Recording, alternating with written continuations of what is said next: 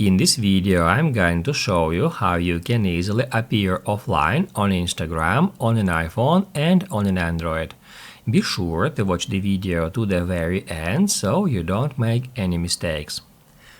Let's get started, guys, and first off, open up Instagram app. Then tap right here to head over to your Instagram profile page. Then tap at these three lines to head over to settings and activity. And then the easiest way to search for an option we are looking for is using that search box. Just tap on it and enter ACT.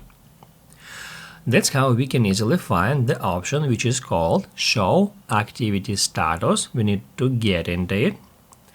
That's where, by toggling on that switcher, we can activate it. When this option is enabled, your activity status will be visible to all of your followers as well as anyone you have communicated or interacted with. To appear offline on Instagram, you can just turn it off.